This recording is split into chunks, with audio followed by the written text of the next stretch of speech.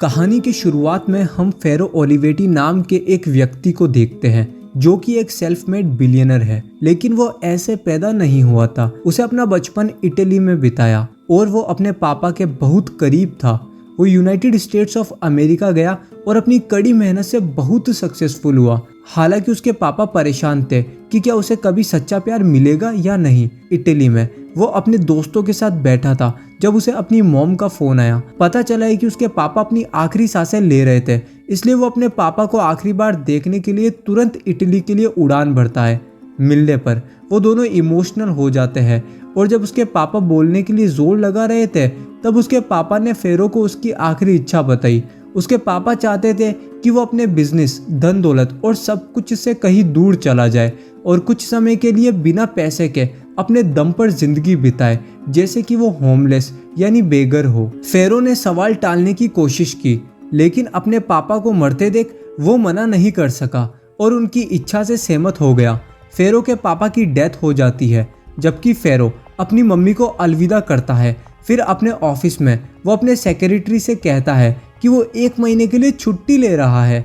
एक बिलियनर होने के कारण उसका हर घंटा लाखों का है। उसका ड्राइवर, जिसे क्लाउड कहा जाता है, वो उसके साथ अपनी आइडेंटिटी बदल लेता है ताकि कोई भी उसे पहचान ना सके। हम एक घमंडी आदमी से भी मिलते हैं जो फ्लाइट अटेंडेंट को बहुत परेशान करता है।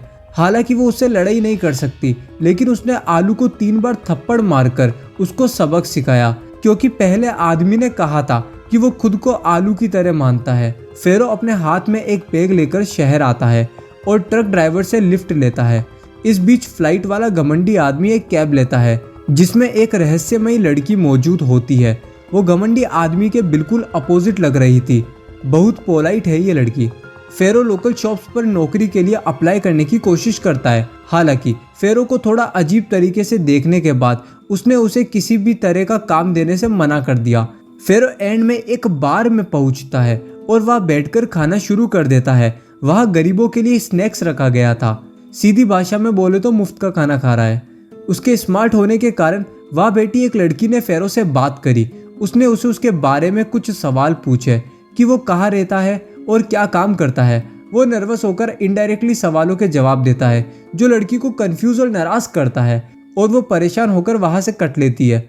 अचानक एक लड़की जो अच्छे दिखने वाले लड़के के लिए बेताब दिखाई देती है उसके पास बैठती है और उसे पता चलता है कि उसे रात को रहने के लिए जगह चाहिए। फिर हम उसे एक अपार्टमेंट में आते हुए देख सकते हैं जहां फेरो पेटा के साथ आता है और उस लड़की को देखता है जिसे हमने पहले कार चलाते हुए देखा था। बाद में पेटा खुले कपड़ों के साथ बाहर आती है और फेरो को कुछ प्यार भरे पल बिताने के लिए राजी करने की पूरी कोशिश करती है, लेकिन अपना हीरो बहाना बनाता है और फिर वो सो जाते हैं। पेटा के खराटों ने फेरो को सोने नहीं दिया। वो बाहर जाता है और सोफी को करीब से देखता है। उसके कारण वो जाग जाती है। वो पेटा को बुलाती है जो उसे ठीक बाद में अपार्टमेंट से बाहर निकाल देती है। बाद में दोनों को दुख होता है क्योंकि उन दोनों को फेरो हैंडसम लगा था। जब फेरो सड़कों पर अकेला था, 2 गुंडों ने उसे लूटने की कोशिश की। हालांकि वो उन्हें घूसा मारता है और भाग जाता है और एक जगह छिप जाता है, जो एक परेशानी भी बन जाता है क्योंकि एक लड़की ने उसे गलत समझकर पुलिस को बुलाया। बाद में पुलिस उसे ले जाती है और जेल की कोठरी में डाल देती है। बाद में 50 करोड़ के शेयर खरीदने के लिए वो अपने असिस्टेंट को कॉल करता है। फिर वो एक जेल की कोठरी में चला जाता है जहाँ उसे एक बड़ा क्रिमिनल मिलता है जिसने जल्द ही उसे परेशान करना शुरू कर दिया, जिसके कारण दोनों में झगड़ा हो गया।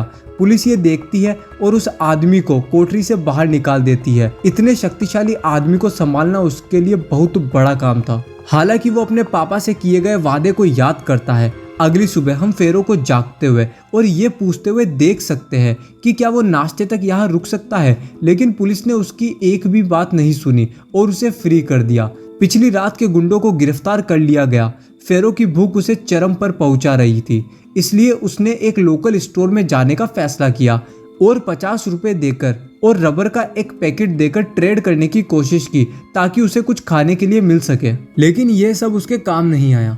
उस रहस्यमय लड़की को अपने घर वापस जाते हुए देखा जा सकता है, जबकि एक खौफनाक आदमी उसका पीछा कर रहा है, जिससे वो डर जाती है। वो घर वापस आती है और घबराकर दरवाजा खटखटाते हुए अपनी मम्मी को चिल्लाकर बुलाती है।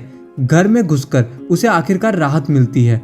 उसकी मम्मी ने उसे एक ऐसे लड़के से मिलने के लिए कहा जो उसके साथ डेट पर जाने की कोशिश कर रहा है, लेकिन वो जाने से मना करती है। ये साफ था उसकी लाइफ में कुछ ऐसा हुआ था जो उसे डेट पर जाने से डराता है। ये रात का समय था और फेरो एक बेंच पर बैठा था। उसकी मुलाकात एक पागल औरत से होती है जिसने उसे वहां से उठा दिया। अगली सुबह वो अपनी भूख मिटाने के लिए शहर में चला जाता है। हालांकि एक हॉट डॉग स्टॉल पर पहुंचने पर उसे उस आदमी ने 50 रुपए के लिए कुछ देने के लिए कहा, लेकिन स्टॉल के मालिक ने उस पर कड़ी नजर डाली और उसे मुफ्त में एक हॉट डॉग दिया। आगे फेरो न्यूज़पेपर में नौकरी की तलाश कर रहा था और एक व्हीकल से टकरा गया। लड़का उसकी कहानी सुनता है और वो उसकी मदद करने का फैसला करता है। वो उसे अपने बॉस के घर ले जाता है क्योंकि उसके बॉस को एक ड्राइवर की जरूरत थी। उसे बॉस और उसकी पत्नी की लड़ाई का सामना करना पड़ता है और वो घर के अंदर आ जाता है। उस आदमी ने उसे बैठने के लिए कहा और उसे ड्राइविंग और दूसरे कामों के लिए 10,000 रुपए देने की पेशकश की। इस बीच उसकी पत्नी फेरो को बुरी तरीके से देख रही थी।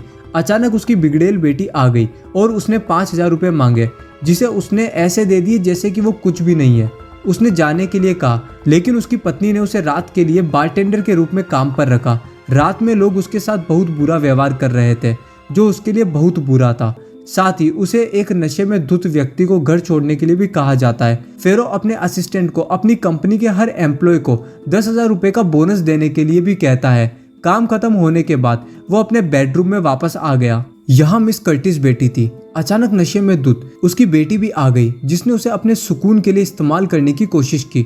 इतना ही नहीं, मिस्टर कर्टिस उसके कमरे में आते हैं और उसे अपने पास बैठने के लिए कहते हैं। जब मिस्टर कर्टिस उसके साथ कुछ अजीब करने की कोशिश करते हैं तो वो ये कहते हुए मना कर देता है कि उसे कोई खतरनाक बीमारी है। वो उसकी बेटी को भी जाने के लिए कहता है।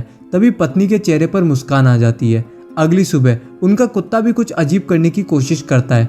ऐसा लग रहा है कि पूरा परिवार ही अजीब है। वो मदद करने के लिए अपने बॉस के ऑफिस पहुंचता है। आश्चर्यजनक रूप से वो उसी लड़की को अपार्टमेंट में देखता है। सभी उसकी ब्यूटी से अट्रैक्ट होते हैं। बाद में हम लड़की की टेबल पर कुछ फूल देख सकते हैं। उसे बॉस फोन कर कर उसे अपने घर पर मिलने के लिए बुलाता है। फेरो ने सोफी को आश्चर्यजनक रूप से देखा और बॉस ने उस लड़की को फ्यूनरल पर छोड़ने के लिए कहा। फेरो आईने से सोफी को देख रहा था और लड़की ने उसे उसके लिए डांटा। वो आखिरकार उस रिश्तेदार के अंतिम संस्कार में पहुंचे। उन दोनों ने साथ में कुछ कॉफी पीने का फैसला किया, लेकिन बातचीत ठीक नहीं हुई। लेकिन फेरो उसे सही बात बताता है और सुझाव देता है कि वो किसी को डेट करे। फिर उसने बताया कि उसके हस्बैंड डेविड की 9 साल पहले डेथ हो गई थी। उनकी बातचीत लगभग 2 घंटे तक चलती है और वे एक दूसरे में काफ़ी इंटरेस्ट रखते हैं। वो ये भी बताती है कि वो लंबे समय से अपना काम छोड़ना चाहती थी क्योंकि यहाँ का बॉस बहुत बुरा है।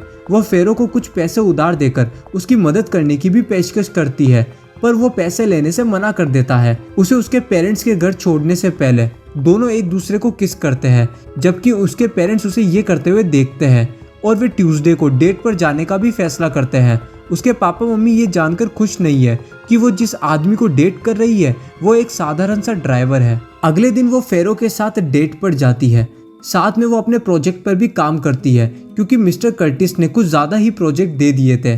कुछ दिन बीत जाते हैं और हम मिस्टर कर्टिस की बेटी को ऑफिस में आते हुए देख सकते हैं। उसके कारण मिस्टर कर्टिस ने फेरो को अपने ऑफिस में बुलाया और उसे उसकी बेटी के साथ कुछ करने के लिए गाली देते हुए निकाल देते हैं, लेकिन ऐसा उसने कुछ भी नहीं किया है। सोफी को उसकी इंसल्ट पसंद नहीं आती है और वो बॉस की झंड कर देती है, जो हर किसी को चौंका देता है। वो दोनों ऑफिस छोड़ देते हैं। सोफी ने उसे उसके पापा मम्मी के साथ डिनर करने के लिए कहा और आज की घटना के बारे में फेरो से सुनने पर उन्हें बहुत चिंता होती है और वो सोफी से अकेले में बात करते हैं। वे इस बात से परेशान है कि फेरो के पास कोई नौकरी भी नहीं है, लेकिन उन्हें ये नहीं पता है कि वो एक बिलियनर है। जैसा कि फेरो ने खुलासा किया कि वो जल्द ही कैलिफोर्निया के लिए रवाना हो जाएगा, जो वास्तव में उसके पापा मम्मी को थोड़ी राहत महसूस कराता है। हम दोनों को बाद में आइसक्रीम खाते हुए देख सकते हैं। वो अपनी दोस्त को फोन करती है और उनके रिश्ते के बारे में उसे जानकारी देती है, जिस पर वो बोलती है कि ये कब हो गया। फेरो मिस्टर कर्टिस का घर छोड़ देता है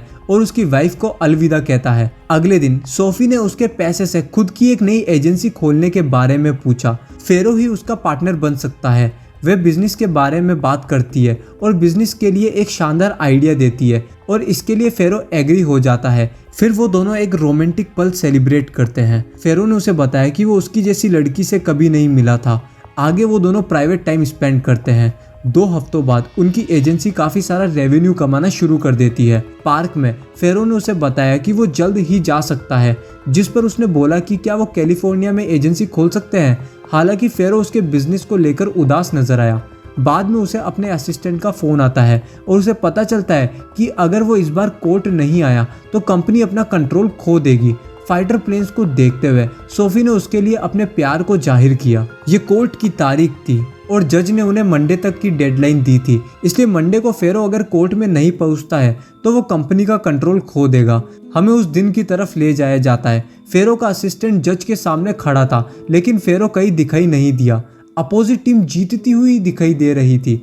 अचानक फेरो आता है और सब कुछ साफ हो जाता है। फेरो केस जीत जाता है। वो वापस आता है और सोफी से मिलता है। उसके पूछने पर कि वो कहाँ था, उसने जवाब नहीं दिया और इस सीक्रेट को सीक्रेट ही रखा, जिसके कारण वो ऑफिस से भाग गई और फेरो ने उसका पीछा करा। फेरो ने उसके पापा मम्मी को फोन किया, लेकिन उसने अपने फोन को कीचड़ में ही गिरा दिया था। बाद में उसकी मम्मी ने उसे फेरो के कॉल के बारे में बिल्कुल भी नहीं बताया। एंड में सोफी ऑफिस में आती है, लेकिन इस बार उसे फेरो वहां नहीं दिखा और ऐसा पता चला कि वो चला गया है।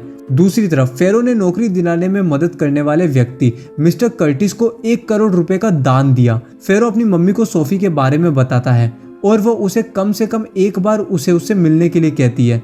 फिर वो उससे मिलता है और उसे सिचुएशन के बारे में बताता है, लेकिन ये नहीं बताता है कि वो एक बिलियनर है। कितना सीक्रेट रखेगा ये। वो पूरी रात रोमांटिक पल बिताते हैं। सोफी नहीं चाहती कि वो वहां से चला जाए। बाद में उसने उसको कैलिफोर्निया में उससे मिलने के लिए कहा, जिस पर फेरो ने उसे अपने साथ चलने के लिए कहा, जिससे उसका सपना सच हो गया। फेरो ने यह भी बोल दिया कि वो अपने शेयर्स अपने एजेंट्स को दे दे। फाइनली हम उन्हें कैलिफोर्निया जाते हुए देख सकते हैं। हालांकि फेरो के अरबपति होने की सच्चाई अभी भी उसके लिए एक राज ही है। वो कैलिफोर्निया पहुंचते हैं, जहां असली क्लाउड फेरो का ड्राइवर उन्हें लेने के लिए आता है। सोफी बहुत कंफ्यूज लग रही थी और जल्द ही उसने सोफी को सच्चाई बताई कि वो फेरो ओलिवेटी है। ये सुनकर वाकई में उसे हैरानी हुई। वो फेरो के बड़े महल में पहुंचते हैं और वो उसे चारों ओर दिखाता है, जिसने उसे थोड़ा उत्साहित कर दिया। सोफी उसे बताती है कि वो नौकरी की तलाश में होगी, लेकिन बिलियनर फेलो की अलग ही प्लानिंग्स है। वो उसके प्रति अपने प्यार को जाहिर करता है और उसे अपने सभी बिजनेस का आधा पार्टनर बना लेता है और जो भी उसके पास है वो उसे हर चीज में अपना साथी बनाएगा। आगे हम उन दोनों को सबके सामने शादी करते हुए देख सकते हैं। वो हमेशा प्यार और जुनून से भरा एक खुशहाल जीवन जीते हैं। इस तरह के और वीडियो देखने के लिए सब्सक्राइब करें, नोटिफिकेशन बेल चालू करें और चैनल को मदद करने के लिए वीडियो को लाइक करें। वीडियो देखने के लिए दिल से धन्यवाद।